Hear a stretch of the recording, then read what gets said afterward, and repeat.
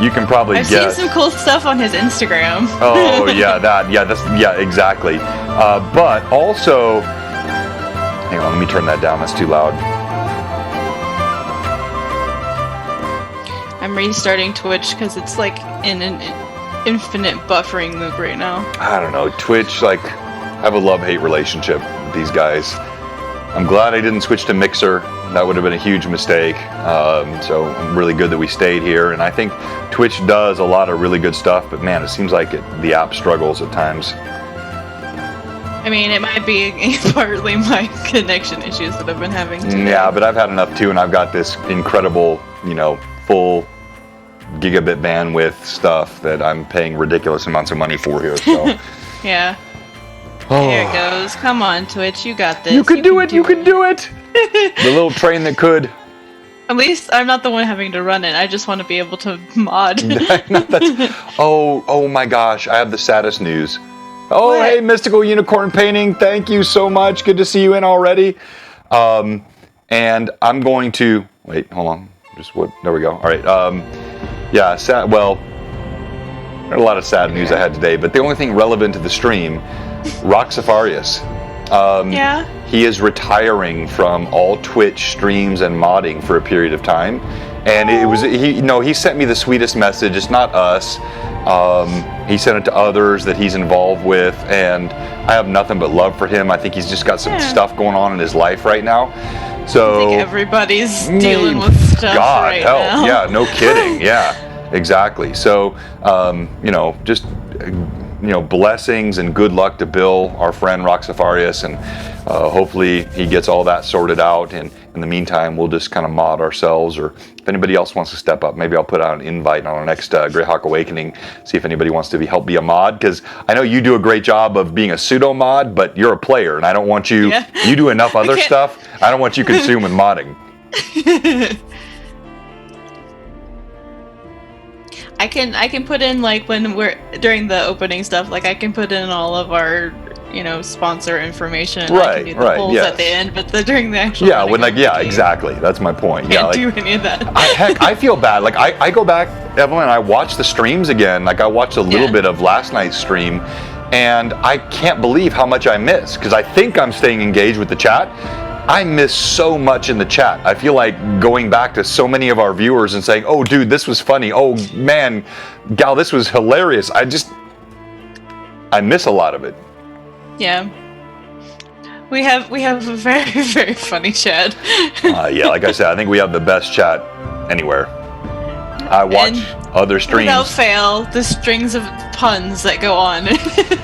So those I'm not a fan of. Yeah, those bother me. No, I'm just kidding. But the puns, I'm not a big pun guy, but yeah, they definitely go crazy with the puns on our stream. And I can't wait to unleash the Winston surprise next week. You can probably guess what it is, but yeah, I'm not going to say until everybody sees it. Yeah. But yeah. I kind of tend to... Hi guys. Hello. The puns, they're too much. Guys and gals and everybody. Varsavir, Mystical Unicorn, like back-to-back dice wins. That's incredible. You're going into past 66 territory now. Mm-hmm. If they like bought lottery tickets together, I'm pretty sure the universe might implode. Ooh, could be. That's just too much luck in one room.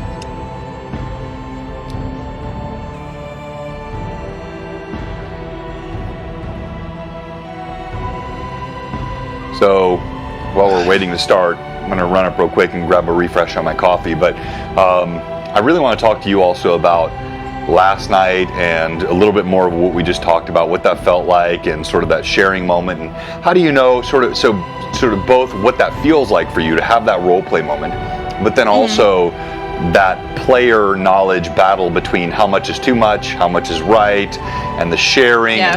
And that's a great, I don't want to make this a backstory conversation tonight, but I think it's a good continuation from previous stories. And you were definitely the MVP, not just by votes, but, absolutely clearly the MVP last night. And I think it's going to be a fun thing for you to share, so. Well, I can do that. I'm glad you were breathing, or you were laughing so hard you couldn't breathe, and they are gorgeous. and you are well deserving. So glad Vivi introduced you to our games, and hopefully this is just going to continue to get better and better and better. All right, I'm going to get some coffee. I'll be right back. It's funny when I do my rewatches for my notes, Esther always sees the dice and she's like, "Ooh, I want those. They're so pretty." My 3-year-old. All right, well, you know how I am. All right, so on our next campaign on Sunday, hopefully we're running our Rune Lords campaign. I'll have some dice for you to bring home to Esther. She's got to have some blue box dice for sure. Awesome. All right, Rory, if puns are the life force of your existence, you, sir, are living a pitiful existence. Ouch. No, I'm just kidding. I didn't mean it hard. That sounded way harsher than I meant it. That's the problem with my humor. Sometimes I think I'm funny, and I'm actually being mean, and I don't mean to be mean. Like, I was thinking about how, like, I was like Terry last night, when he said he was a college professor that taught acting, and I woke up at about 4 o'clock this morning thinking, oh God, was I a jerk to him? I didn't mean to be a jerk to him. I was trying to be sorry, it's my humor. All right, whatever.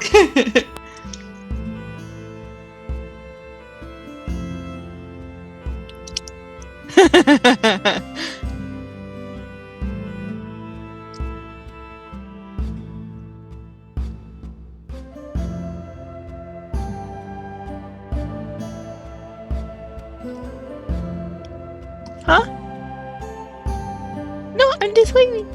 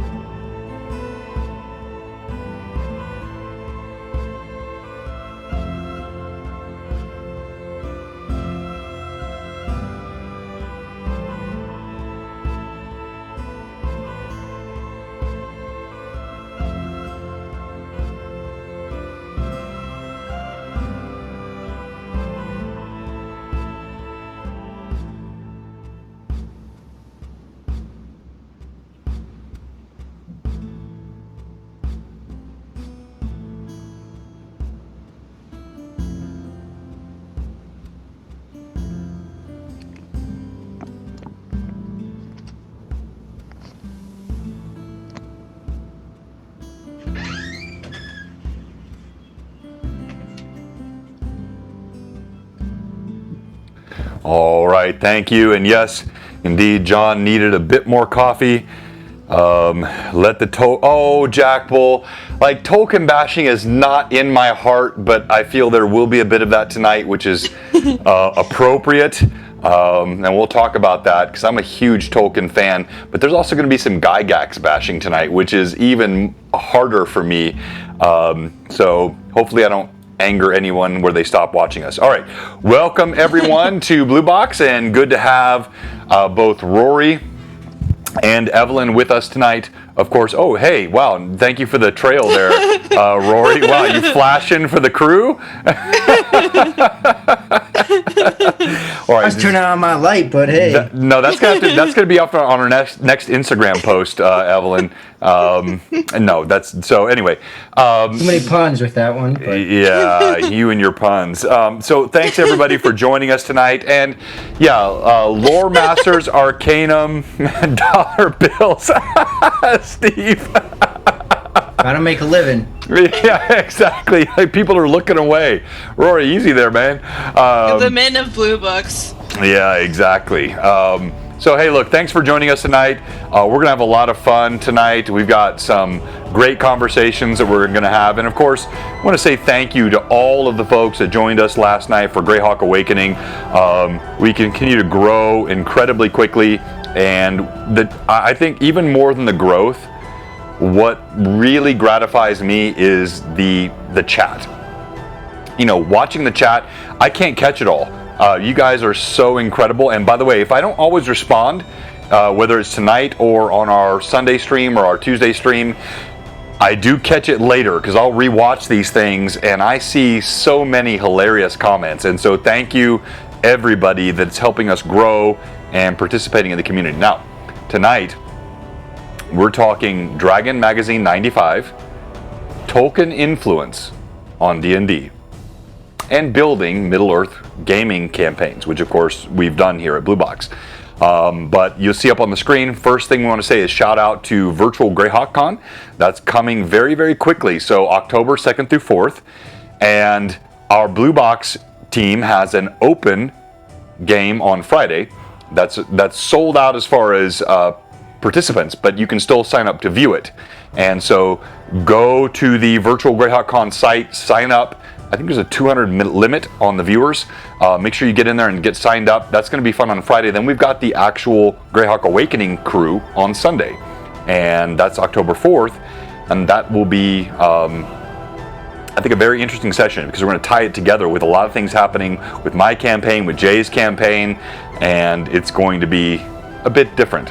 And then, as always, our sponsors, Dragon Crafting Guild, Frederica Draws, Dice Envy, Atris Minis, just so thankful to all of them. All right, let's stop there, and I wanted to go to you first of all, before we get into the topics tonight, Evelyn. Tell us a bit about this role play that happened with Millie last night, where, you know, we talk a lot about this, the importance of backstories. I think that was a Loremaster's Arcanum, maybe 3 sessions ago, something like that. And DMs can feel constrained. How much do you reveal? Talk about last night and your backstory and how you really viewed that experience. All right. Well, I'm not going to give you any spoilers to the backstory because y'all got to watch the stream. No, nothing beyond what you said last night. Yes, yeah. But so last night there was a moment that happened between Millie and Ashran that was kind of a little bit long time coming, just because they've had their differences, I should say.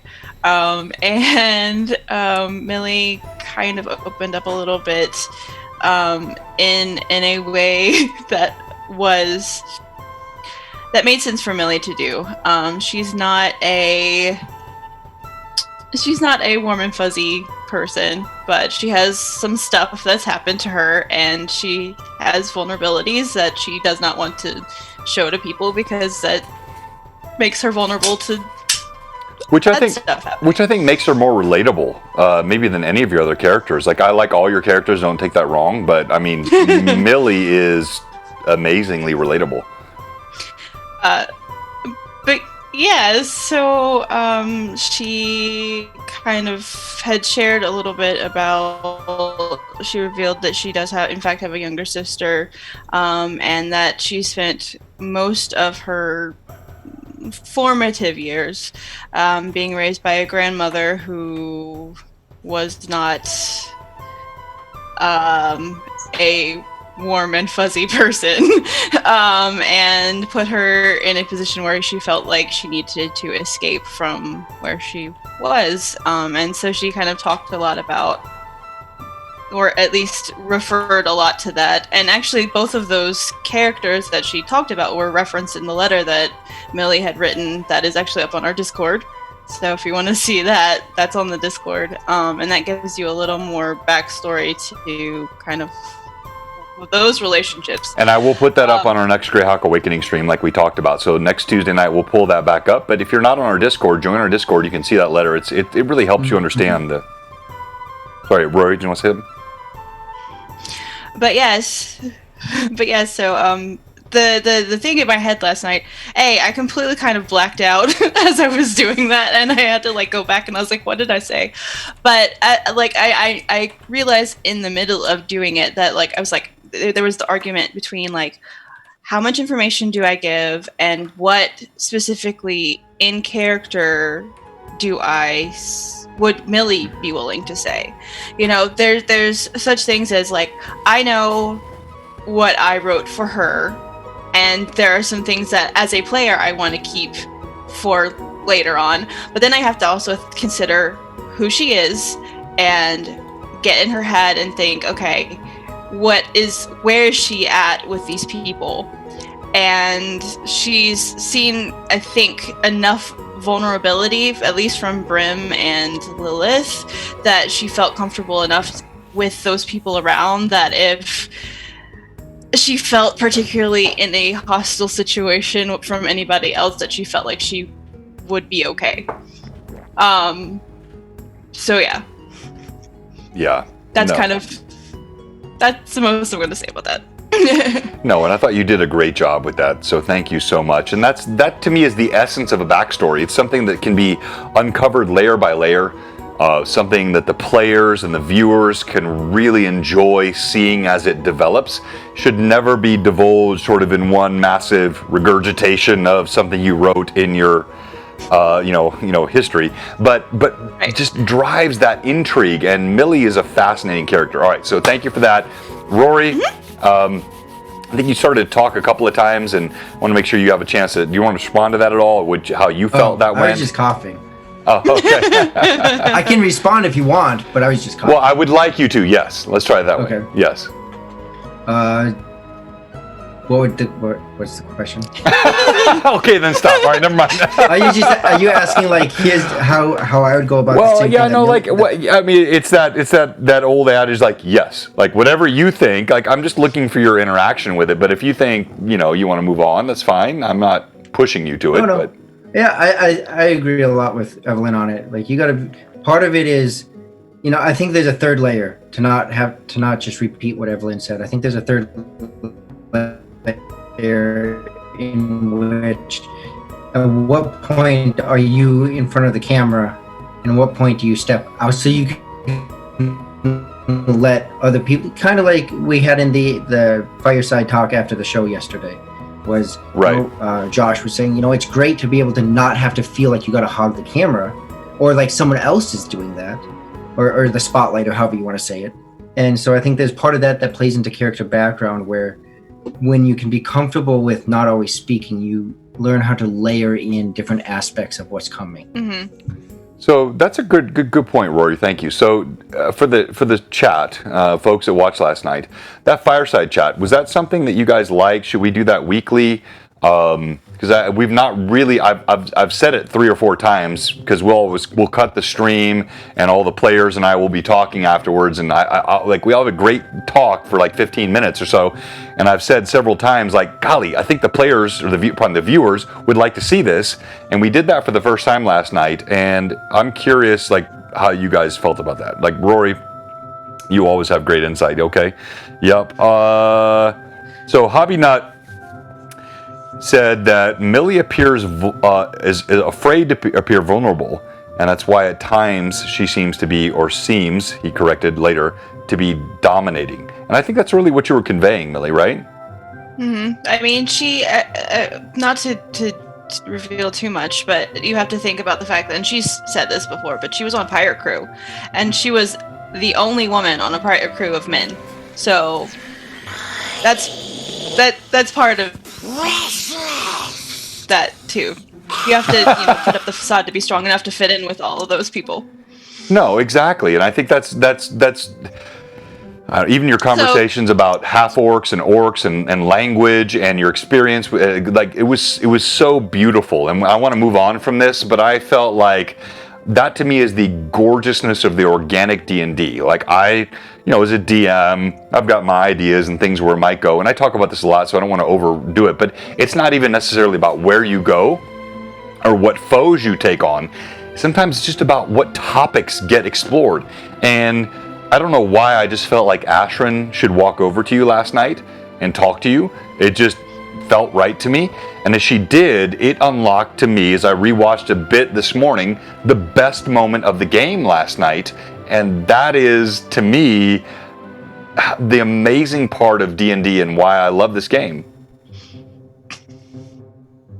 Yeah, I mean, having like the character interactions, I mean, even with NPCs, like some of the best parts of a game can be the interactions that the players have with, the NPCs in the world. And that's why players get attached to really great NPCs like Federum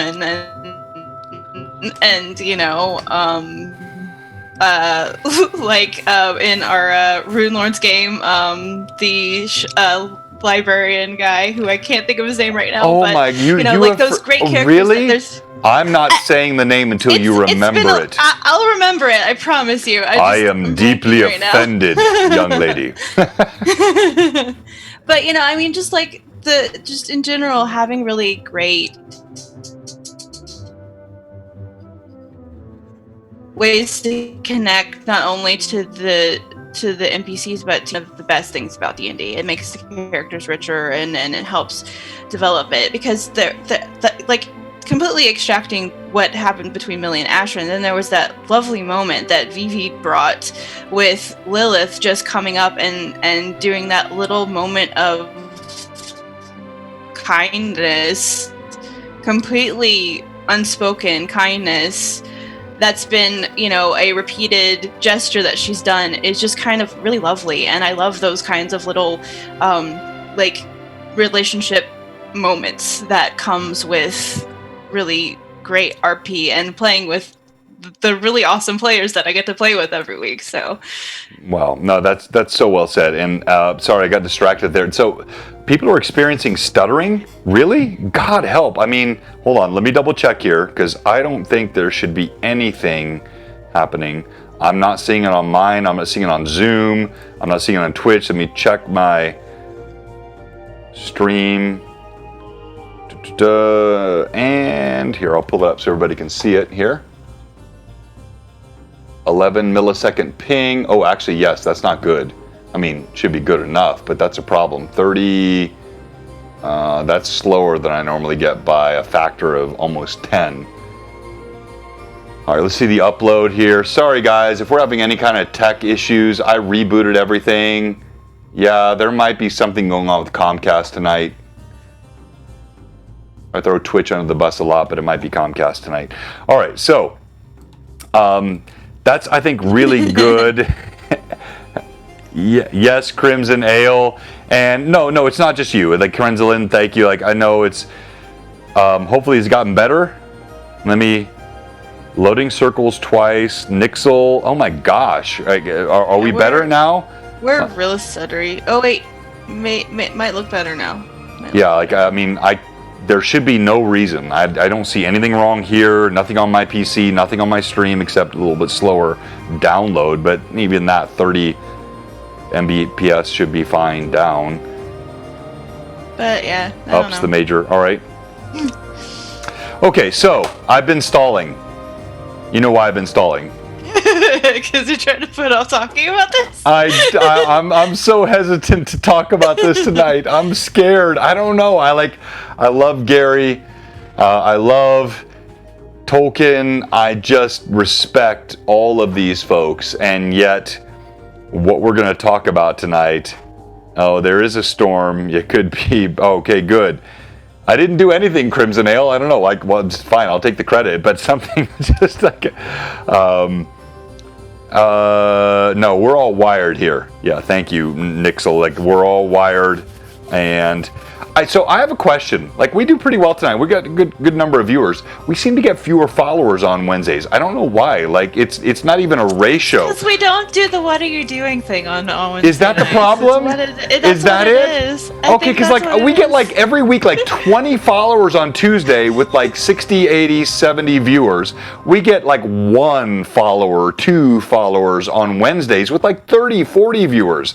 So let's put that mojo out there. You ready? Okay, yep, All right. yep, let's do it. Hey, if you're watching right now and you like what we're talking about, you're really wanting to hear how a Gary Gygax lover, a Tolkien disciple will say something even remotely negative about either, and you think these people are cool and you want to be part of this stream, and you haven't followed yet, we have one question for you. What are you doing? Oh, Rory, your heart was not in that. All right, no, I'm gonna start calling people out. Nope, not gonna work. All right, if you're not following yet, we have one question for you. What are you doing? All right, I felt that, Rory. Okay, all right, good. All right, I've stalled. I can't give away something every night, Hobby Nut. I mean, we're here, like, so that's why I don't have a merch channel. We're not wanting to make this something about just merch, but we give our love and affection. Love. That's what I try to do. Give love and affection. That's, yeah. All right, so here we go. This is Dragon Mag 95. I'm going to actually kill the music so we can get really serious here. I like background music, but not tonight. Tonight is serious. All right, so look, if you're not checking out these Dragon Mags, you should. They're all available on the archive. They're free. You can download all 400 or so of them from the old stuff. This is lore, and it's the origins of the game. So anytime I'm looking for content, for ideas, for inspiration, Dragon or Dungeon, those 2 magazines from the 70s, 80s, into the early 90s are a great source of inspiration. This one, number 95, so pretty early. Look at that, $3. What magazine can you buy for $3 now? Right? And that actually is a topic in this magazine. All right? So we're going to come down here, and before we get to the thing I'm really scared to talk about, which is the whole main point of the show, the Tolkien stuff, I wanted to talk about the actual, look at this, I highlighted here. You guys can see that? In defense of advertising. So this is really cool what was done here. I've never seen this before. So I'm going to skip past this, and I'm going to go to the second part. And it was a fan sort of editorial, Dan Fahey's of Ohio, right? We're going back many years. And he said, "Are you hard of hearing? Dear Dragon, your magazine is the finest RPG on the market, but one aspect of the magazine bothers me is the number of advertisements." So if you come back to the highlighted part below, in short, since issue 62, you've nearly tripled both the full page ads and ads throughout the rest of the magazine. If the first 33 pages are indicative of the rest of the magazine, put another publication inside your current one, virtually eliminated the benefits of your 16-page expansion, and, in my opinion, lowered the quality of both the magazine and the paper that it's printed on. I can live with some advertisements, but at the rate you are going, we will soon be buying magazines full of advertisements. People have made requests for fewer advertisements, but at a higher price, but no attempts have been made to rectify this. For a magazine that seems to listen to its readers, you seem to be hard of hearing. Okay, so like I got several thoughts on this, and this is not the main topic tonight, but I wanted to throw this out to Vivi and Rory. Like when you read this, probably the first time you've ever read it, what are your thoughts? Where's Vivi? I'm sorry, Evelyn, sorry. Rory and Evelyn, like what are your thoughts when you read this, like initially? Well, that was very predictive of this person. Magazines are pretty much just advertisements nowadays. Okay, and right. They cost more than $3. Yeah. Okay, Rory? Yeah, kind of the same thing. Now, this is in the magazine, right? Oh, yeah. This is Dragon Magazine 95. I've got it on my shelf here, yes. 2 things that came to mind. One was what Evelyn just said, like magazines are more expensive when they should be less expensive, right? Because there's more advertisements that are funding them. So that's a weird paradox, right? Mm-hmm. but then the fact that this is in the magazine, it's like they're critiquing the magazine that it's in. Exactly. Yes. Yep. Yes. Right. Exactly. So that's the main. When I read this, that hit me like a ton of bricks. So one, I kind of get where they're going, but it's still a $3 magazine, and I want to show you the layout of this. Like, I don't know, maybe no one else will think this is cool, but to me, I thought it was cool. But what you just said, Rory, was one of my main, like, they publish this. It's a critique of their magazine in the editorial column of the magazine. That to me is significant. It shows an openness to critique, which is, I think, a key point of learning. And yes, it was prophetic, Mike, no doubt about it. Okay. When I mistakenly called you Lilith, or Vivi rather, there was a comment was that she was having a giggle fit somewhere. She probably is. Yeah. So look at the layout of this. So quickly, this is in the letters. Now come up here. The title, In Defense of Advertising. Mm-hmm. He says here, if you haven't read the first letter on the next page, please do so, and then come right back. I don't intend to refute Dan. So he refers to the article, or the letter writer, the editorial critic guy, by the first name and says, or the method of analysis, but I won't take issue with his facts or opinions, but I can't accept his basic assumptions. So he acknowledges Dan, who comes up on this page here on Dear Dragon, and then watch this. As Dan finishes, you can't read, come back up. Maybe this is just for me, a geek, maybe no one else thinks it's cool. You got to turn to page 4. Because you guys see that at the bottom? Mm-hmm. Right there where my little hand is hovering. Turn to page 4, meaning he makes you read the critical article from a viewer before he actually gives the rest of his rebuttal. And you have to come down here to page 4. Let me get that. There's a cool, we're going to talk about that in a second as well. Well, okay, sorry. Adobe PDF sometimes gives me fits. There it is. Whoop, and there it was. All right, so right there from page 2, he says, our money from advertising instead of from readers, I think our actions have demonstrated that.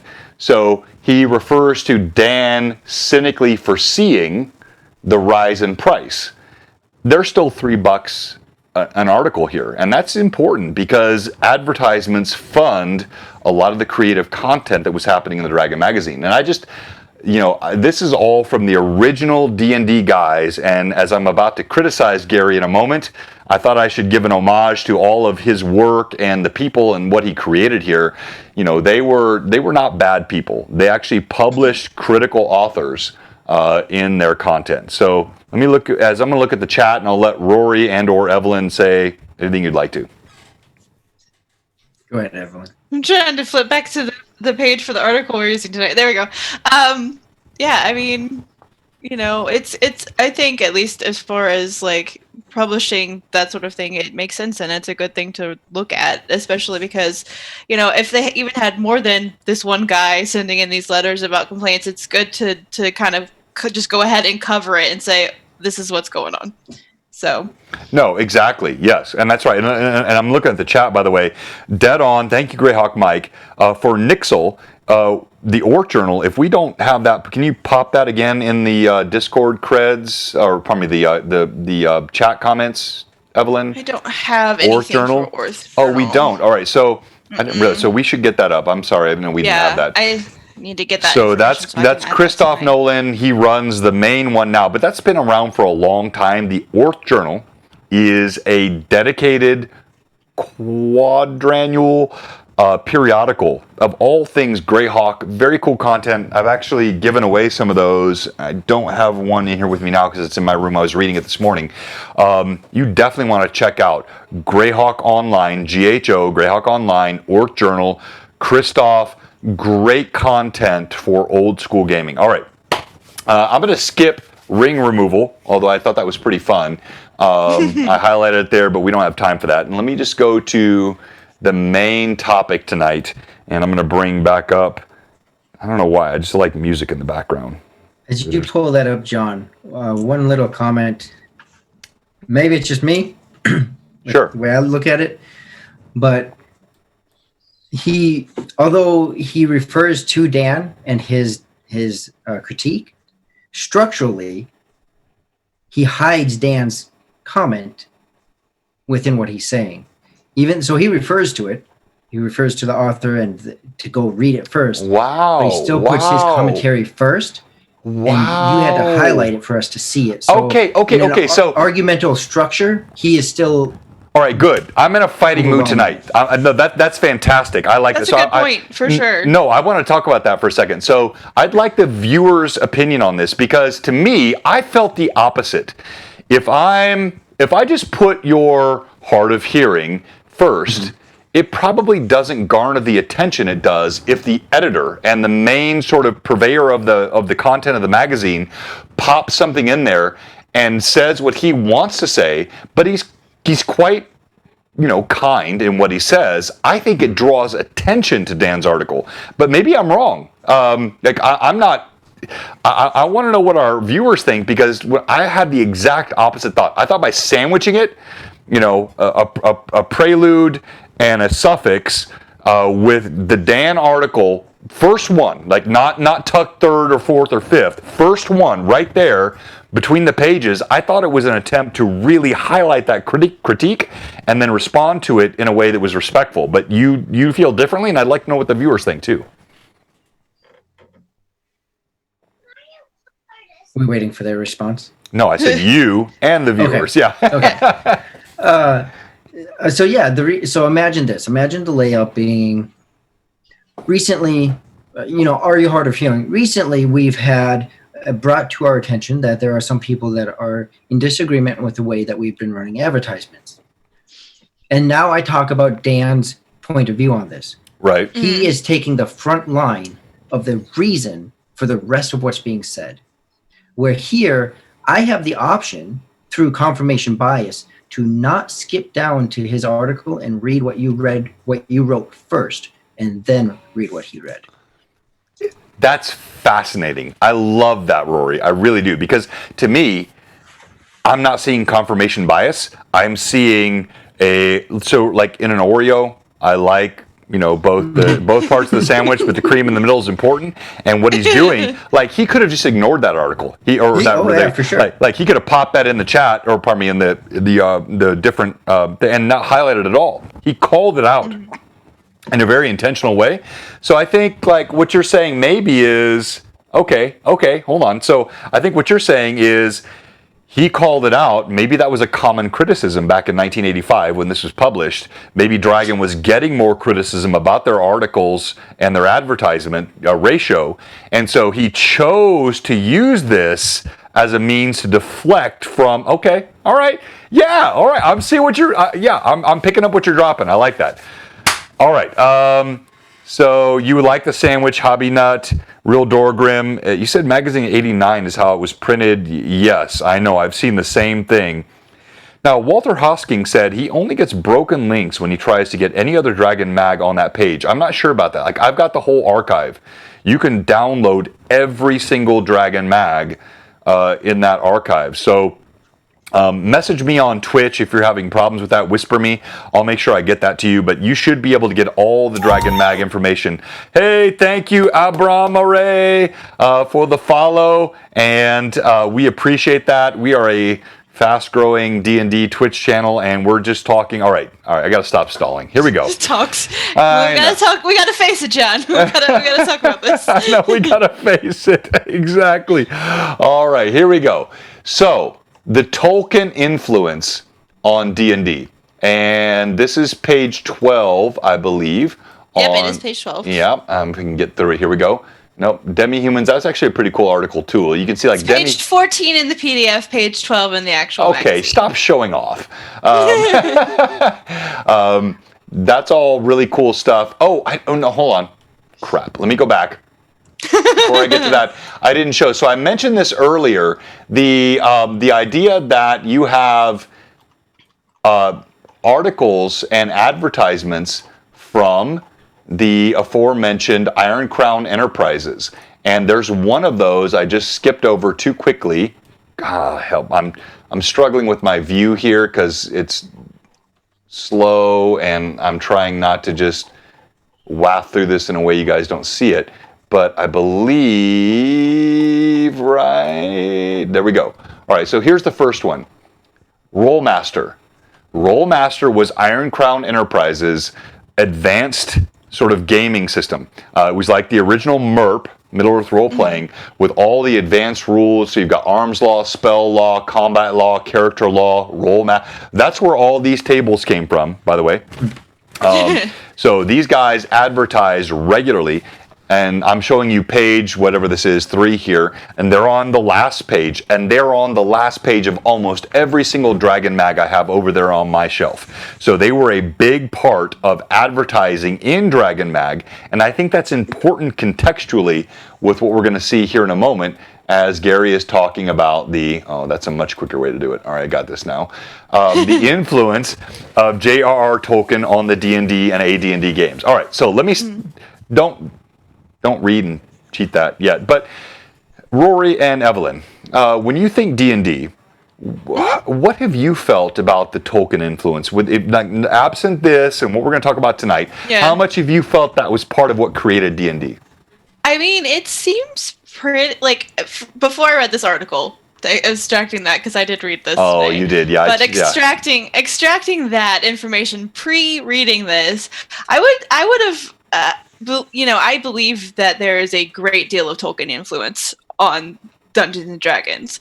It kind of feels like, Tolkien's a little bit the grandfather of this. I mean, there's a lot of it comes from other mythos as well, but he kind of established a lot of this kind of grand epic fantasy. Now, not to the level of magic that is in Dungeons and Dragons, because I would say that it's a lower magic world. Lord of the Rings and that sort of thing is much more low magic than Dungeons and Dragons is.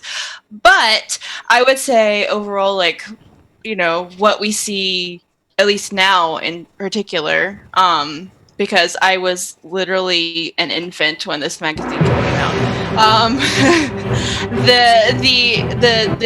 I have seen a great deal of Tolkien's influence on what D&D is today, at least. All right. Bingo. All right, Rory, comments, thoughts? So I came in 5e. I'm so sorry. I'm just kidding. Lord of the Rings was first for me. That's what I knew was Lord of the Rings.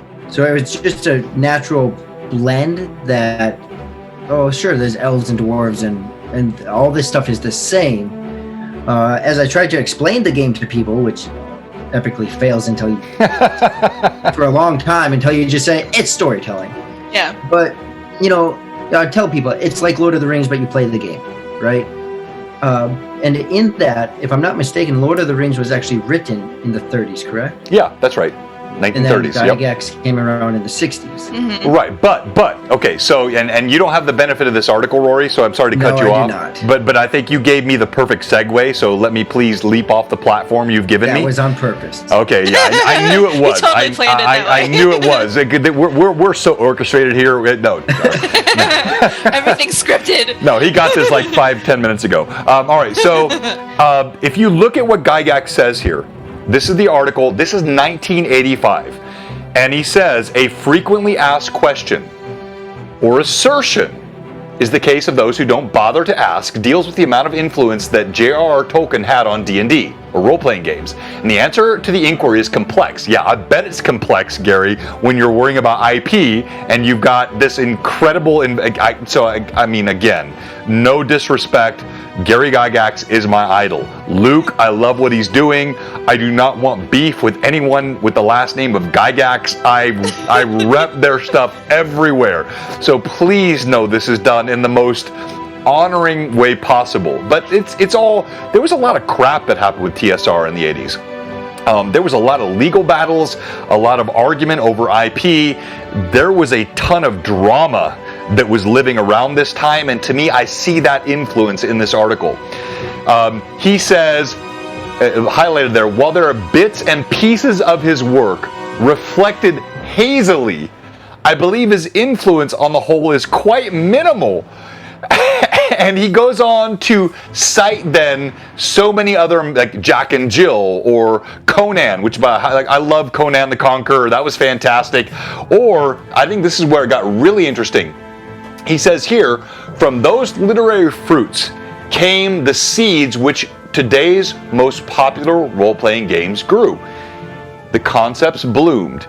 But then he goes on to say, a careful examination. Whoop, let me go back up there. Okay, get this right, John. There we go. A careful exam. No, one more. Oh my gosh, what am I doing here? No, the taxes don't take their toll. My horrible navigation takes its toll. Hang on 1 second here. Are you on the careful examination of the game? Yeah. You want to read that while I figure out where I'm supposed to be as I'm chased around here by this? He said, a careful examination of the games will quickly reveal that the major influences are Robert E. Howard, L. Sprague de Camp, and Fletcher Pratt, Fritz Lieber, Paul Anderson, A. Merritt, and H.P. Lovecraft. So those are the people that he majorly says were his influences. And then his lesser influences came from Roger Zelanzi, E.R. Burroughs, Michael Moorcock, Philip Jose Farmer, and many others. Though I thoroughly enjoyed The Hobbit, I found the Ring trilogy, tedious. The action dragged, and it smacked of an allegory of the struggle of the little common working folk of England against the threat of Hitler's Nazi evil. And then, at the risk of incurring the wrath of the professor's dedicated readers, I must say that I was so bored with his tomes that I took nearly 3 weeks to finish them. Yeah, okay, so that I'm still struggling to find where I need to be, so I'm just going to kill the whole full screen share here. Wow, holy crap, what on earth is going on? Like, I can't touch anything, it's just like, it's wigging out. All right, so... It's cool, I got it. Yeah, I know, you got it, and that was the whole point I wanted to get to. Like, he talks about all these older authors, and so I did some Wikipedia searching. Yeah, our viewers are growing because they like watching me struggle. That's awesome, guys. Thank you so much. Everybody, watch DM Neuromancer John just absolutely wig out with technology. But this was to me very cool to see. So if you look at so Fritz Lieber here, that is working. Now you can see it. You know, I wanted to know, like, because I've read Lieber stuff, I've read Moorcock stuff, Lovecraft, and I was surprised to see many of them actually did precede the publication of The Lord of the Rings, which I hadn't realized initially. When I read this article from Gary, I thought, nah, that's not right. But then I went back and I looked at it, I'm like, oh yeah, you did have a lot of these fantasy authors. They were a little bit before the mid-30s when all the Lord of the Rings stuff was being published. And yet... if you've read Moorcock, Lovecraft, Lieber, fantastic things, Elric of Melnibourne, or the Pfeiffer and the Grey Mouse, and all these incredible things, none of them really track as closely to the D&D tropes. And I think that's something that was a bit disingenuous in this article. So again, I like throwing this at you guys, and occasionally you look at me like you're like a goose in a hailstorm. But what are your thoughts on that? Like, does that make sense? That resonate with you? Yeah, I mean, like to me, honestly, I have not interacted with all of these other authors' works. I have read some of them, but to me, it does in fact feel like, you know, the tropes, at least, of Lord of the Rings and The Hobbit are definitely much more present in what is D&D. Just the way things are structured and the way the world is structured feels much more similar to that than I think a lot of the other things. You had to admit the term Moorcock. That's hilarious. Yes. It's a name, guys. Come on, Twitch. It's not M-O-R-E. It's M-O-O-R. It's an author's name. So, yeah, so I'm just going to stop trying to be fancy with my full screen, and I'm just going to go ahead and go on this partial screen here so I can come back to where we were.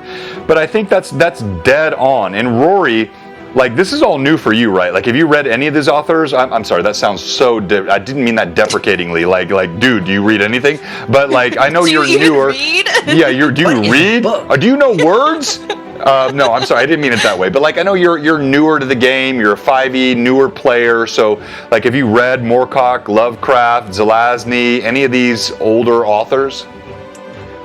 I mean, Lovecraft sounds vaguely familiar. That's about the extent of that. So no, I haven't read any of that.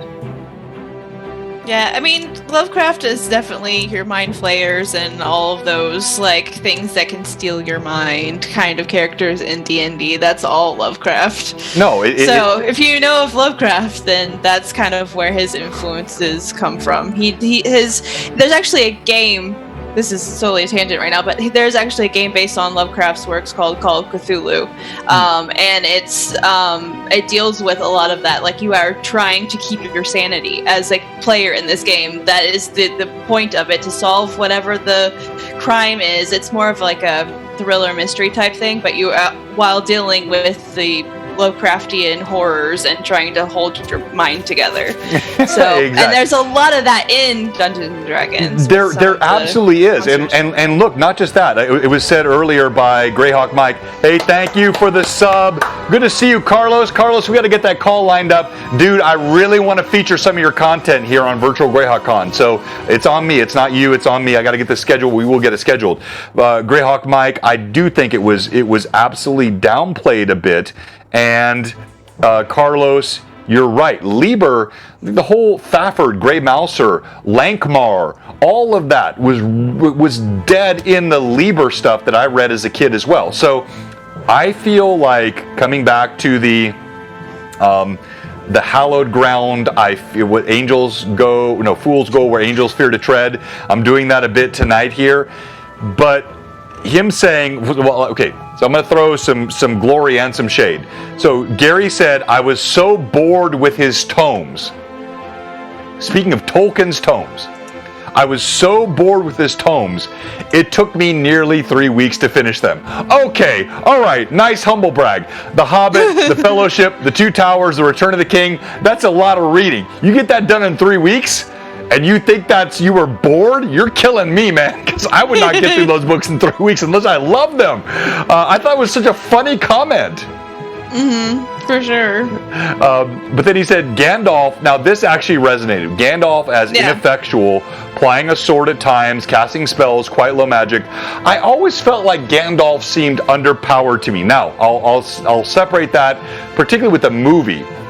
And Peter Jackson's Two Towers, as Gandalf comes over the crest of the hills at Helm's Deep, and he raises that staff, and the light flows and floods the orcish hordes, and so that to me was the most powerful. Well, I guess maybe that and falling down the pit of Barad-dûr, fighting the Balrog, right in the Balrog, going down. Like, those two were the most powerful magic moments for Gandalf. But overall, he does feel underpowered by a lot of your standard D&D tropes. Any comments or thoughts on that? Oh, I agree with that entirely. I mean, especially looking at like the way wizards and things are structured in Dungeons and Dragons, there's definitely more magic to the Dungeons and Dragons wizard than there is to Gandalf, Saruman, even, and definitely Radagast, the main ones you kind of see. And the blue wizards were spoken of, but you never see them unless you've read the Silmarillion, and that's a whole nother tome on its own, which actually does take a while to get through. I would definitely agree on that point that the Lord of the Rings, Tolkien wizards are definitely much more low magic and much less powerful. But then, if you have a super powerful wizard that can just do everything, then what's the point of Frodo and Bilbo? No. Okay, so like, hopefully we can get through this in the next few minutes, because I was trying to keep this to 7 o'clock tonight, Central Time. But I want to call out Carlos and Tim. You guys hit the nail on the head. Bored enough to steal hobbits Ents, Balrogs. Now he talks about Ents in a second, so we're going to get to that. But and again, it's hard for me. I probably shouldn't do this. I don't know. I'm going to get in trouble. But like, I love Gary Gygax. I love Luke. I love the whole family. And what they did, they inspired this whole game. Gygax, Arneson, I give homage. But reading this article, disavowing any connection of real influence from Tolkien to what happened in D&D, to me seems utterly disingenuous. I'm sure this is the most critical thing. No fuzzy-footed manling will ever need to undergo the trials and tribulation, the quest of the story of the ring.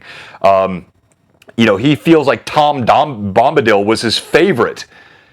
I hate Tom Bombadil. Now, I know you do. I know. I've said that. So now, with that said, I felt like Tom Bombadil was one of my funnest roleplay moments when I did that in our Lord of the Rings 4th Age campaign, and that blew me away. I never thought it would be. Maybe it's because it was wacky. I don't know. It was whatever.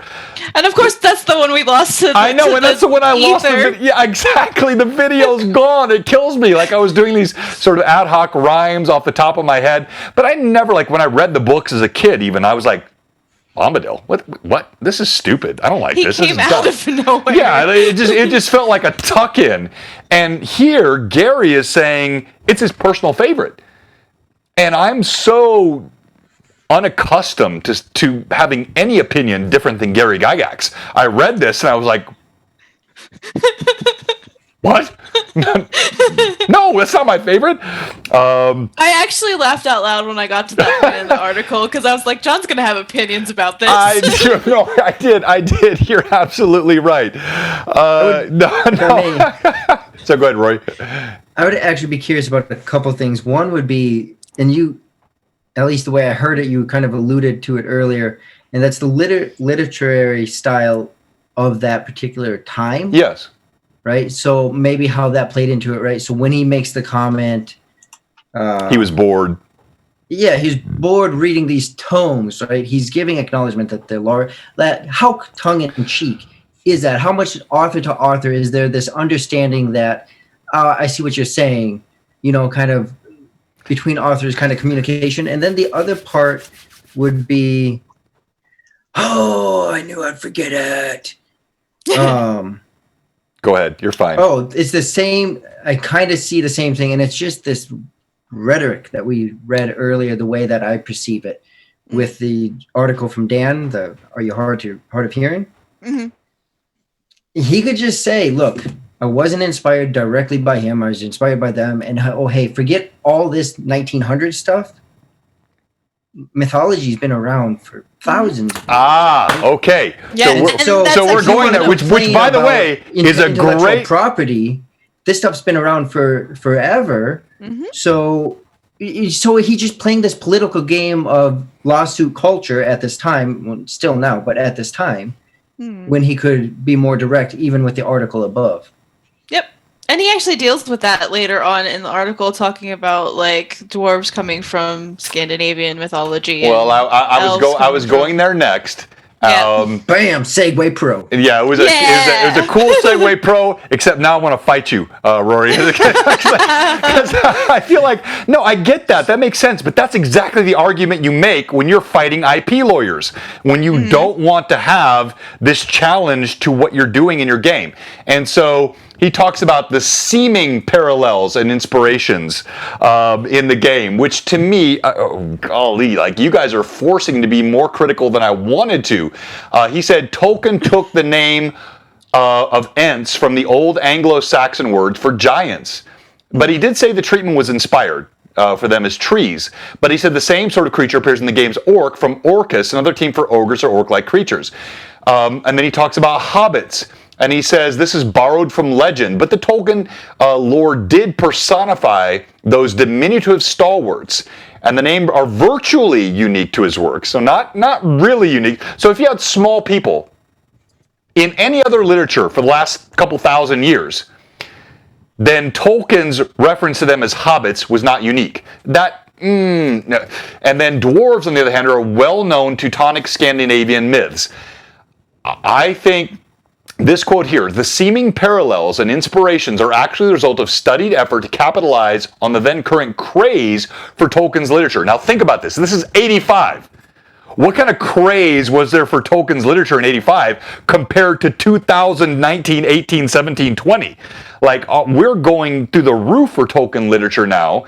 And he said he attracts readers, which often the urging of persons who are playing political forms of the D&D games use certain names and attributions merely to get their attention. This last highlight here. Anyone familiar with D&D games and Tolkien works can affirm there is no resemblance between the two. Okay? Mic drop. Mic drop. No resemblance between the works of Tolkien and D&D? None? Somebody, Rory, talk. Yeah, you're the contrarian. Go ahead, like, fight me on that. Like, where? Somebody on the chat, tell me where that makes any freaking sense. No resemblance in D&D and Tolkien works. Defend that, please. Somebody. I can't. False. Maybe if you're blind, yes. Yeah, I know, like elves, dwarves, but like even the concept, the way they were personified, the way they were explained in Tolkien's works. I know there are all kinds of mythic, Celtic, and other sorts. I'm not saying that like everything Tolkien did was utterly unique. Of course, it wasn't. But the development of complete languages and cultures, and like what he did in the 30s. Go ahead. And specifically back to the elves too. It's like the Dungeons and Dragons elf is more similar to the Tolkien elves than they are to the mythological elves. Because if you look at any of the myths that deal with elves, they're little tiny, like fey creatures that like scurry in forests and hide in trees and stuff. They're not these like tall, graceful, right. The high elves and the Nordic, That is very much. Or the real swarthy, earthy sense of dwarves. Like, I think everything was so unique to Tolkien's work, which clearly, I mean, again, all right. So I'm going to stop. I'm getting too ramped up on this, but I love the chat here. So I love the Hobbit cartoon. How many saw the original? Oh, gosh, I should have pulled that up on the stream today. The original Hobbit cartoon, not the one that had that kind of heavy metal acid trip stuff, but the really pleasant sort of Hobbit. Yes, okay, several of you do. You have it on VHS. So I was a latchkey kid in the late 70s and early 80s. My mom would literally drop me off at the public library in Phoenix, Arizona. And in the public library of Phoenix, Arizona, they had a basement. So I would sit there, and in the day when the movies weren't playing, I would be up by a chessboard in the Phoenix Library, and I would literally just look at adults that walk by and say, "Hey, mister, you want to play chess?" And then when the movie started, I would go downstairs in the basement, and they would play. They did this so many times, the original Hobbit movie. With the cool artwork and the friendly songs, and that was such a staple of my youth, and I know it just fed into my D&D love. So that you can't tell me that Tolkien stuff did not have a major influence on D&D. This to me does seem like an IP fight, which, by the way, I'm seeing a lot in the chat. It seems like, thank you, Jack Bull. You raised your kids on it. Whoa. They call me Tim. Xerox. What do you mean by that? Because that actually, you're getting really close to home, and I don't think you know how close to home you're getting. What do you mean by Xerox, Tim? All right, let me go to Rory and Evelyn while we're waiting on Tim's response. Well, I'm something to Tim about, D&D elves might be shorter than humans, but they're still more like Tolkien's elves than folklore elves, just saying. I'm gonna have to say something about that, because they are definitely not the little shoe cobbling elves that are in fairy tales and folklore like they are. D&D elves are very more similar to Tolkien's version, especially with the stats that they get for dexterity and like gracefulness. That is totally describing a Tolkien elf. Yeah, no, I mean, God, that's okay. I love the attitude, by the way. I can't pull that off. Like you get this attitude. It's so much better than what I do. I had to pull Millie out a little bit. I saw that. So Tim, the Xerox stuff. Thank you so much. Yes, much like that. this is why that blew me away. So Xerox, in that same time period when I lived in Phoenix, my mom worked for Xerox. She was a high-end technician on copier and connected copier equipment. And my first job was with Xerox in 1989. So that Xerox sponsored that, I had no idea. And that just, it's kind of freaky, actually, that you brought that up. Au Noir, you missed everything, bro. Dude, we're almost done. No, don't pop in 3 minutes before we're over. No, I'm just kidding. I love him. He's great. But to me, the irony, so this is page 3. So this is now the 3rd page I'm showing in this edition of Dragon Magazine 95. And this is not unique. Go back to any, where you have Middle-earth advertisements. And as I did not set out to do this today. I was thinking about Loremaster's Arcanum, and I have all sorts of, yeah, you do, clearly mysterious, Tim. I was thinking, what do I want to do tonight? What do I want to talk about? And I have an archive. It's not Christoph's, although his is awesome too. But I created a database of all the Dragon Mags I have, which is only about probably a third of all the Dragon Mags before WOTC, so the old Dragon Mags. And I have articles I think might be fun to talk about. And I had one, Tolkien's influence on D&D.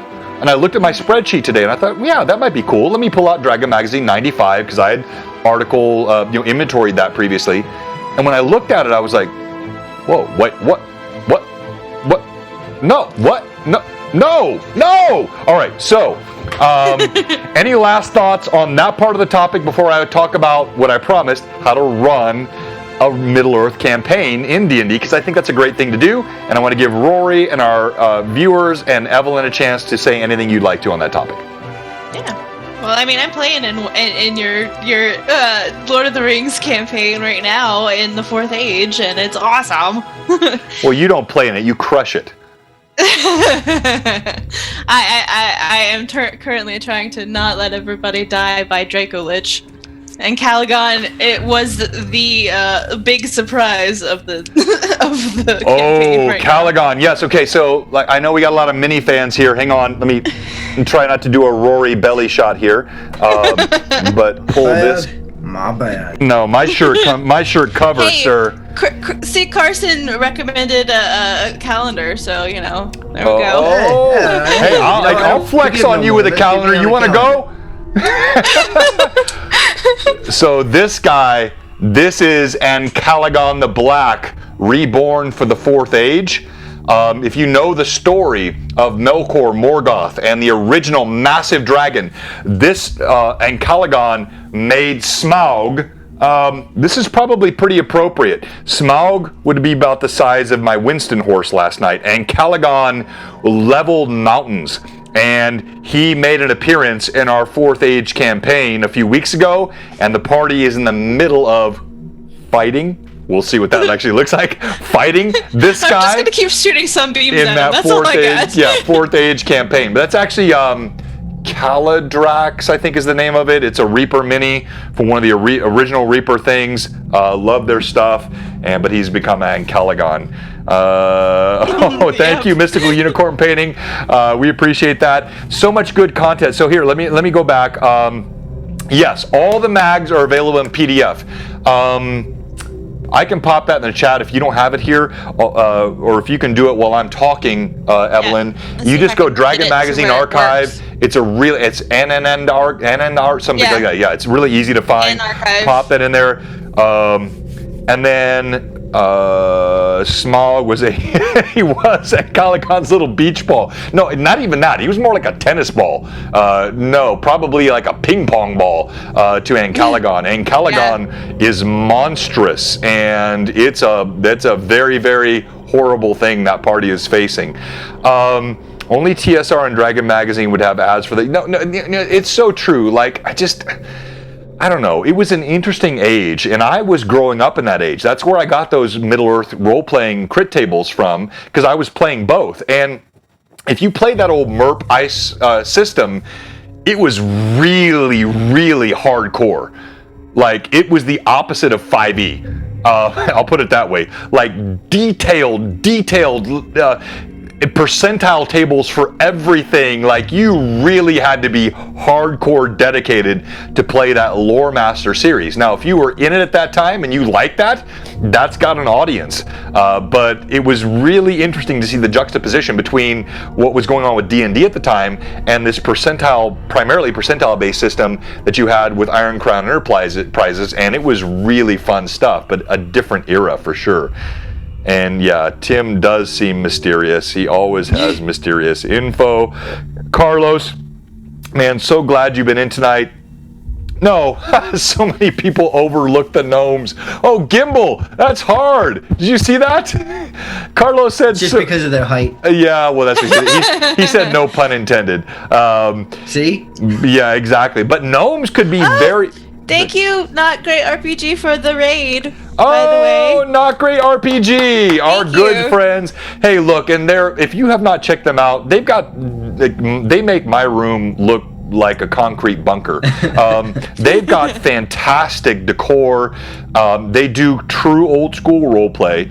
Now they're all also in person, and their room's pretty small, so they're wearing masks. So they've lost a lot of viewers. If you like role play and D&D, check out Not Great RPG, because it is great RPG. They're a great group, and I'm glad to be associated with them. I rated them last night. Okay, Jack Bull said. Sorry, go ahead, Evelyn. I was gonna say, are we gonna talk about actually running a campaign? Oh, stop trying to keep me on track. What are you doing? It's my job. That's what you brought me on for. Squirrel. If you want a squirrel, I can give you a derail real easy. Okay, go ahead. Let's hear that, and then I'll get back to what she said. Go ahead. I'm gonna look at the chat while you're doing that. So where someone spends the most of their time is usually where they value what they value the most. So if you go right before your article about J.R.R. Tolkien, right? Yeah. A couple pages before article is Let's Bury the Hatchet, talking about Gen Con, right? So we got Let's Bury the Hatchet as we move then into a hatchet that he has, an issue that he has with J.R.R. Tolkien. And he does all that stuff that we talked about. And then after that, the next page, you have a big ad that says, Haven't you heard? Which also, if you think about what else we talked about, is Are you hard of hearing? And right below that is strategy and tactics. Like, you can chop this up to me being weird the way I think, but advertising and layout has a big part in how things are put together. All right, not just weird the way you think, but like weird, like you and I need to talk more, Rory. I don't know, like I think we're like a yin and yang. Like we both see things in different ways, and I love different perspectives. That's fantastic. I felt there was something intrinsically here, but the stuff that you're seeing is sometimes pissing me off, but a lot of times it's really cool. So I think it just comes down to, I think the article would have been better. Why more advertising? Instead of that, why it's so political, right? If you remove that stuff, leave the ads, we get it. You need to fund it. That's business. Pull out the political. Give J.J.R. Tolkien some credit, obviously. Give the people that wrote mythologies and stuff like fairy tales credit, obviously. Exactly. Yes. Have fun, and I think that's what's overwhelming what we're talking about. No, I think that's really well said, Rory. Okay, so for all of our friends from Not Great RPG, which is absolutely great RPG, thanks for joining us tonight. This is not our regular stream. We actually play D&D here. We don't just talk. But our D&D streams are Tuesday nights at 5 p.m. Central. That's the one I rated into last night to Not Great RPG. And then we play on Sundays at 1:30 Central Time. But if you just tuned in with the raid, we'd love for you to give us a follow. We really appreciate that. We're growing really fast, and we want to help everyone in the D&D community. So, as we conclude the topic for tonight, we're just doing a chat about the influence of J.R.R. Tolkien and his works on D&D. And there was a surprising rebuttal of that influence in Dragon Magazine 95 from Gary Gygax. And I say surprising, I am a guy that read all this crap, but it's been so long. I say crap, that's not right, I mean that, but read all this stuff. It's been so long. When I read it again today, and I saw these complete rebuttals of the influence of Tolkien on D&D, it it hit me. Like, I don't know, it hit me in a visceral way where I felt like I wanted to talk about this tonight. So that's what you're seeing. If this doesn't make any sense to you, why are we looking at old magazines with ads from 1985 and listening to three people talk? We're talking about old school D&D, the influence of Tolkien, and we're kind of getting to the end of that. Now, Gary and you, Grissing, are a lot of friends. Au revoir. So, like, pop in there. Like, what other things? Yeah, Rory for the win, Hobby Nut. Rory gets a lot of wins. Why do you disagree with him? Like, other things, I know, influence of lawyers, Ultima. Anyone else play Ultima? I love the old Ultima. No? Yeah, you guys are all so young. Yeah, Narnia influenced Tolkien for sure. C.S. Lewis and, like, well, you know, they actually were friends. Like C.S. Lewis and Tolkien, they were active contemporaries. So that was a mutual influence between those two. Ultima They won. were friendly rivals, I would say. Yeah, more that's than fair. friends. Okay, yeah, well, yeah, okay, yeah, that's fair. All right, so pen pals. All right, so running a D&D campaign in Tolkien's world. I've talked about this a bit. I've done it. So let me stop Currently there. doing it. Yeah, I'm currently doing it, almost done with it. Evelyn, you've heard me talk about this a lot, and I feel like I'm talking too much tonight. So why don't you talk about what you think I think about Tolkien's world in D&D? Okay, so from all the times that we've talked about this before, Don't make me sound so repetitive. What, really? Well, Like it's not repetitive. It's just, you know, this is a different format that we're talking about. Yeah, exactly. I'm teasing. So, the way that you look at with Tolkien, and he is, I would say, one of the great masters of lore building. He literally created an entire encyclopedia and history of his world just as a separate standalone book. Like, you have that much lore. Like, how do you even touch that? He wrote multiple languages, like full linguistic libraries. Insane. When you look at setting a campaign in Tolkien's mythos and his world, you know, you can't really slap everybody into the third age or the second age, because, you know, the lore is already there. It's all been established and things are happening, and it's kind of hard. I mean, you could probably do it, but it'd be very complicated. And, like, how do you avoid interacting with Frodo and Bilbo and all of these characters? That gets weird, right? That gets weird. Yeah, and they're traveling all over the place. Well, not all over the place, but a large section of the map of Middle Earth. And, like, how do you avoid trying to, like, add that interaction into your story without affecting the actual lore of, you know, that Tolkien has created? So what worked for us for our Fourth Age campaign is, well, we're going to take everybody and we're going to pull them out of the what is known and stick them in what is unknown. So all the elves pretty much have gone into the West. You know, you still have Arwen in the world, but it made a little bit of flexible room for people to play elves in a very weird situation for elves, which I actually play a high elf in that campaign. So it was like, why did she stay? That was the first question I had to ask myself. Why didn't she go into the West with all the other elves? Right. And then, but, like, what do you do in a world that the magic is starting to fade from? Because when the elves left, that was one of the things that it actually talks about in the end of the Lord of the Rings, that the magic was fading and it was moving into the Age of Men. Which is a common thing you see in a lot of fantasy ideas. Like, you know, magic was at a height, the failing, particularly the horror of men, which I think, you know, falls into a lot of our self-deprecation as a species with our environmental things and all that we've done. But, you know, men through technology or overbreeding or our sort of banal view of life, that we destroy the magic and the beauty of the world, that was really part of that. So, you know, when you look at that, and to make it work within, you know, still within the context of Tolkien's lore, but work so that you're not trying to figure out how to flex the lore around your story, you just stick them in another part of the history. No, that's what that. Yeah. No, that. Thank you, Evelyn. That's so well said. And look, I mean, the chat's just going like again, the best chat in the business here for sure. I got to go back a little bit. So Ultima, yeah, I played Ultima. I love that. I still think Baldur's Gate, Neverwinter Nights, the original Neverwinter's Nights. I played some Bard's Tale back in the day, but I saw someone reference their Tandy 1000, Hobby Nut. And I've talked about this before, and I think it's going to be the influence of computers on role-play games. You know that's all through these Dragon magazines? I mean, think about it.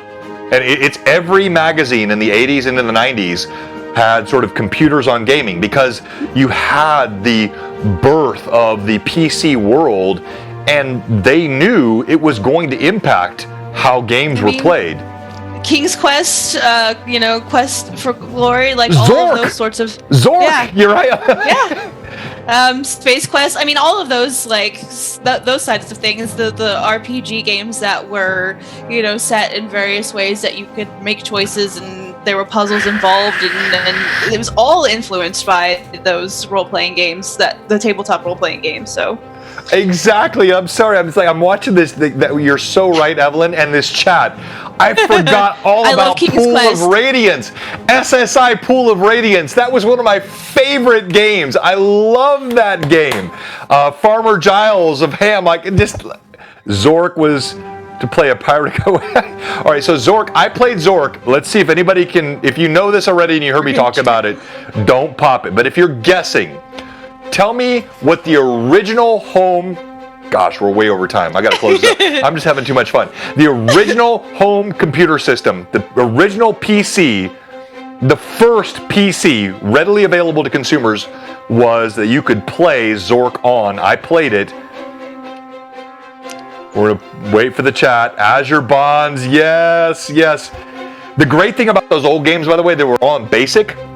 And I've talked about this before. You could stop them. You could write list in the BASIC command. You could see all of the basic content, and you would find the sort of print, input, go-to commands and figure out what to do if you wanted to. So it was like a kind of a easy cheat. No, not a Commodore 64. That was kind of a gaming console, and it was after the one I'm going to talk about. I'll give you a hint. It was a store, an electronic store that is defunct. Exists no more. Electronic store that exists no more. I got bars. Don't question my bars. All right. So you was Radio Shack 1, yes. Tandy was actually a relabel, so Tandy's a good guess too. But Radio Shack was the actual main one, at least I think that's how I understood it. And Tandy relabeled it, and it was not the Vic. Oh, the Vic. Golly, you guys are bringing me back. The Vic. I forgot all about that. The TRS, yes. TRS, Radio Shack. TRS, can anyone give the number? No, the VIC-20 and 664, they were related, but they were after this TRS Radio Shack. I can't end this show. It's like... interrupt us. TRS-80, you got it! Oh, Real Dorgrim. The TRS-80 Radio Shack PC. Yes, I'm that frickin' old. And all your programs were in BASIC. The maximum size of the files. Anyone know what the maximum size of the file? Hobby Nut, we're both old. And the maximum size of files. Hey, Vivi, good to see you. Ooh, Texas Instruments KR9. You might be okay. That was that like using punch cards? I don't know what that was. But the Radio Shack TRS-80. What was the maximum file size you could have on that PC? I got to save this for another show, but I just want to do this before we wrap up. You want to guess, Evelyn, Rory? Maximum file size. I mean, I know what had to be used to operate computers back then. Yeah, because I've talked about that too. That's a little easier to remember. And I actually used some of the very. Did you really? Did you really? Because when I first started using computers, it was the green and black screen, and you had the big old discs that were like as big as your head, and that's how you had to. Exactly. All right. So we got lots of good guesses here. No, the answer is 16 kilobytes. 16K. That was your maximum basic program size for a TRS-80. You could type it out, and she knows, Evelyn was about to say, you would record it to an old school audio cassette. So you literally had one of those horizontal recorders. You would push the red record button.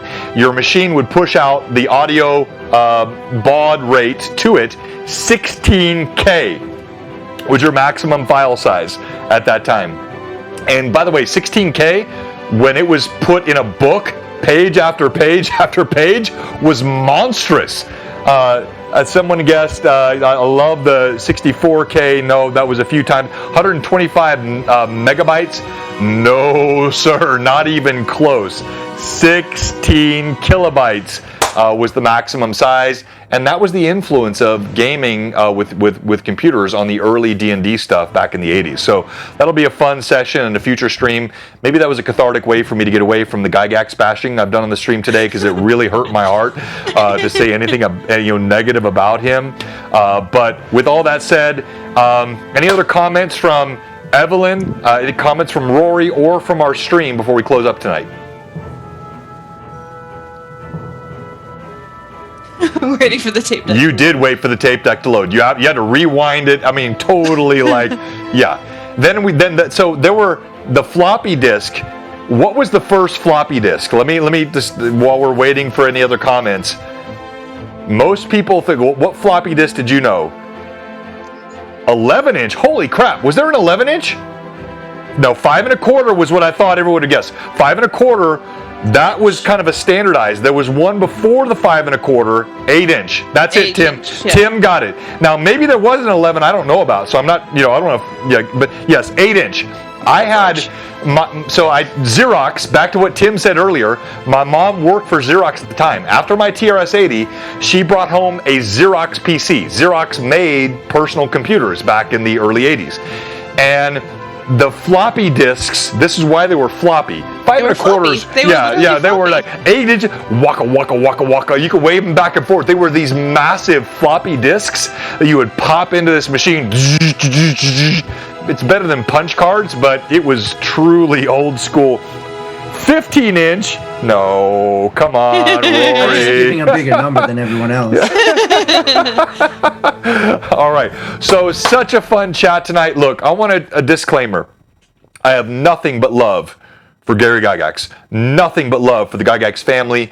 They gave me all of the joy of this game. The whole moniker of this show, I've said this before, it's Blue Box means blue box. It's this old expert edition. This and the red box I have over there, these were how I learned to play the game back in the late 70s and early 80s.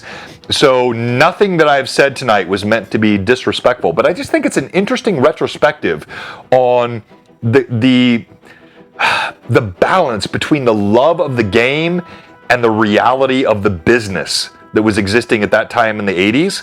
And of course, Tolkien, I don't think I said anything bad about Tolkien tonight, but I know he definitely borrowed from tropes that came from much, much older mythology. There's no denying that. But what he did in the 30s was unique in a way that spawned an entire generation of fantasy gaming. Well, and I think the biggest contribution that he really did was all of his linguistic stuff, because he was a linguistics professor. That is what that was what he specialized in. He understood languages. That's where a lot of the names came from. That's why he invented all of these languages that are kind of somewhat still used in D&D today. So that, I think, is one of his greatest contributions from his works.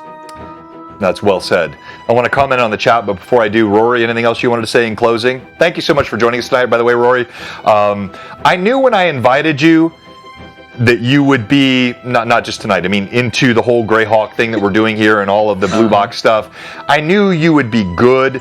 I did not know you would be great. And so, anything else you'd like to say tonight before we close off? Maybe some contrarian opinion that's going to piss me off before I close off the stream? You should have given me more time. I would have found something I got nothing. It just comes down to the same stuff we try to say all the time anyways in the community of love and respect kind of thing. I mean, someone said it, everyone said it, lawsuit lawyers, Tolkien had a lot to do with the influence. So did mythology. So did the medieval times. I mean, it's In reality, there was a reference to the biblical influences. I saw that up here earlier. There were definitely some biblical influences. Look, there's nothing new under the sun. We're all inspired by others. That's why I don't want to distance myself from anyone that's inspired me. I will acknowledge anyone that has given me inspiration, and there are so many, including in the community today. That's why I shout out, Jay so often, or even other streams that influence me. Not Great RPG, or the folks that are on the stream tonight, like Tim and Oranwar, and like all these folks. You, Rory, what you've done with 2 DMs, you guys influence me as much as I influence you, and that's part of the love of the community. Hey, John. Does 4E inspire you? Oh, yes. It absolutely has. 4E has inspired me to avoid overly tactical gaming. No, that's another topic. Like, I'll maybe on a real personal show, Rory, I'll talk to you about how my father showed me what not to do in life. So I think influences can show you what not to do as much as they show you what to do. And so 4E, they're like the is there anything from 4E? Anything? Some cool artwork. I like some of the 4E artwork. Yeah, I've used that. Art's great. Yeah, that's about it. All right, so I don't know. Like, there's a 10-inch disc. Somebody said here. Hobby Nut said it. A couple others. I need a pic of that. If you can send that to me on my Discord. 8-inch, 11-inch. Send me a pic if you have that. I'll Google it. You can learn something from everyone. Yeah, that's exactly. Anybody. You should always be a learner. I think that if there's that's the closing message. I always like to have something that's sort of connected and real and emotional. Be a constant learner. I don't care if you played this game for 4 months or 40 years. I don't care if you're 50 years old, which I'm not yet, but I will be soon, or if you're 15 years old. Never get to the point where you think you know it all. Never get to the point where you stop learning. Always absorb the content of creators around you. Be the constant learner. Be constantly in a growth mode mentality. That is the secret to life in everything that you do, business or personal, gaming, professional, it doesn't matter. Be a learner, and then give respect and honor to those that help you and influence you, and that's how you'll get ahead. Zig Ziglar, I'm not a huge Zig Ziglar fan, but he said something that always stuck in my head. You can get what you want. Does anyone know either one of you know the end of this phrase? You can get what you want? Wait, see if anybody hits it here before I close. We'll close the stream with this. Oh, deities and demigods, I love that. Learn to be stealthy. No, Zig didn't say that. Learn to be stealthy. He used to say, you can get what you want if you just help enough other people get what they want. And I think that is a principal lesson in life. Honor and respect those around you.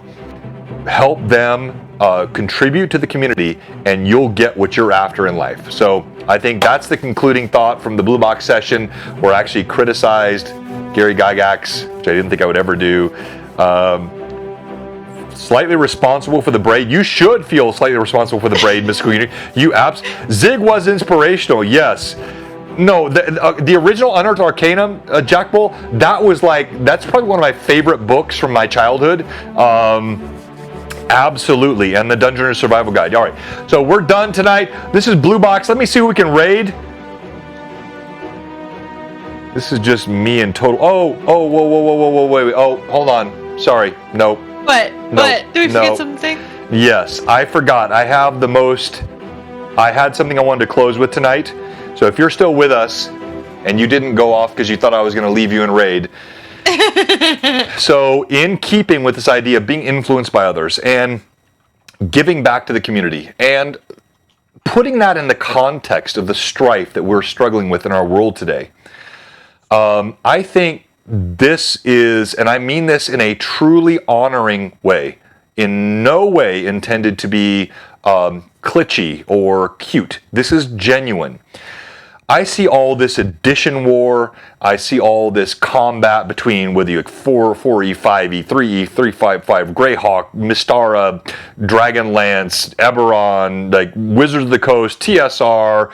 Like, I see all this battle in the community, and I look at it and I think, well, we're all role players, right? We're such a small group in this community.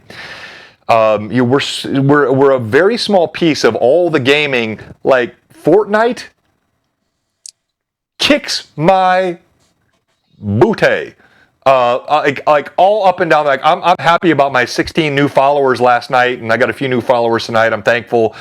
Fortnite streamers have like 27,000 viewers. It doesn't matter how well I do this unless I'm Critical Role. I could pour my heart into it. I'm never going to be Fortnite. So this D&D community, it's a small community. And I think we should all be supporting each other. I don't care what your stream is. I don't care what your view is on additions, supporting each other. And I think that is also, I want to be really careful with this because it could seem like a trifling way to compare it. But if you think about what's happening today in our broader community, this need for connection, this need for all of us to be supportive of one another.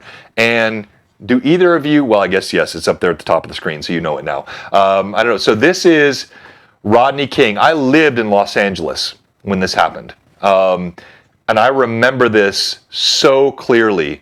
And I wanted to close with these words, and again, in no way meant to be trifling. What he said is so powerful and so relevant to our day, and so I don't just bringing it into the D&D community is not meant to be in any way sort of cute. It's genuine. I think we all need this in our lives. I just want to say, can we all get along? Can we get along? Can we stop making it? Let me replay that because the volume is up. Can we all get along? Can we get along? Can we stop making it horrible for the older people and the kids? I saw that again today, and I just thought it was such a poignant reminder of the need for unity in community, to stop dividing one another, to celebrate the differences that we all have. And I'm not a big sort of social media, I'm actually the opposite. I don't do anything on social media. I'm not an advocate of a lot of like making your game a platform. But I just felt tonight, for some reason, that really hit me, and I wanted to share that as a concluding thought. Let's all support one another. Let's be part of not just the community of gaming, but the broader community of the world and the U.S. Let's bring, like, I have a friend who he messaged me today. He's got a lot of stuff going on in his life. He's had to step away from gaming. And I love this guy, this person. But it hurt me because I want the game to be something that is a release to stress.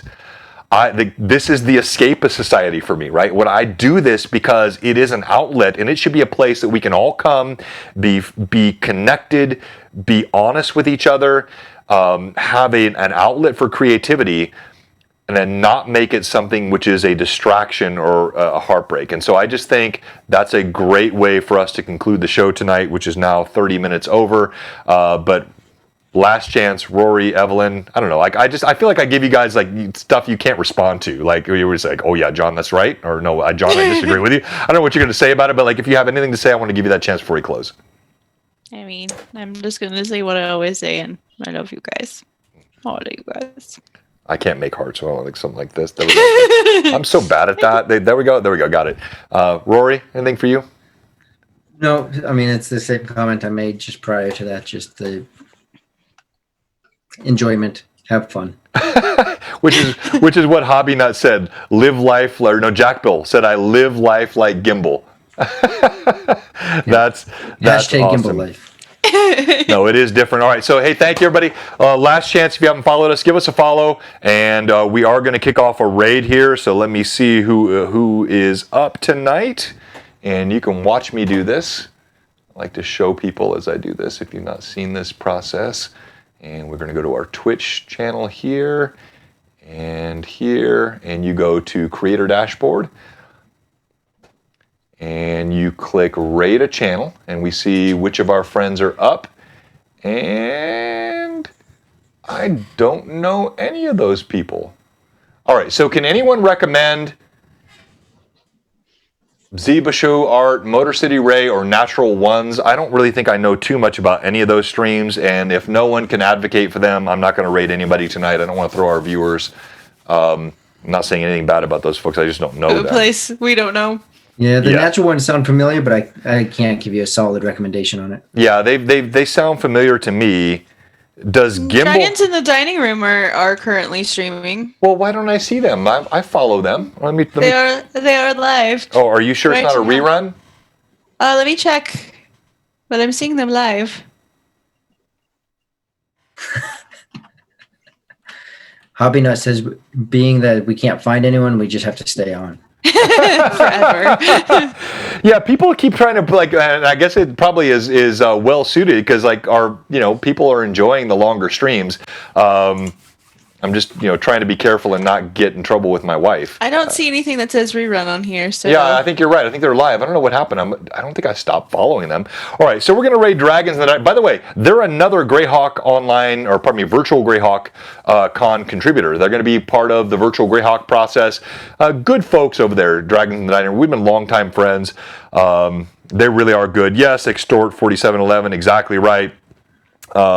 Frog Pants, Lexfire. I'm not sure what that means. Lexfire, yep, thank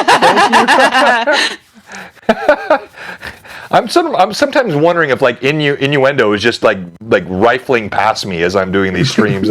I may be missing so many things. No, Rory. No, it was. Go ahead. Go ahead. It was just chat. I was laughing. Chat. Just give her more rum. Wrong player. All right, so here we go. 10 seconds. I'm not gonna get that off tonight. I got that for the first time right. Remember it. I remembered it.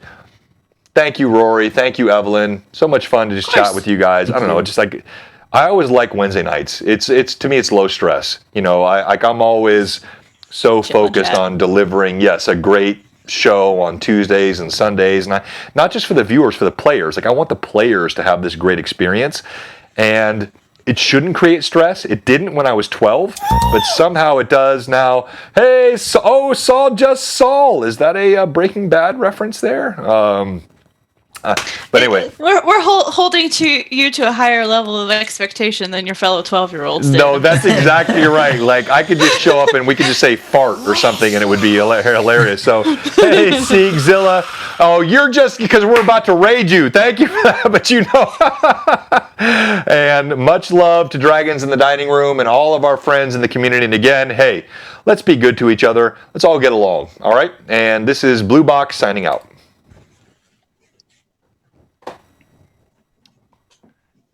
That's, 35 viewers at the end of that stream. That was good.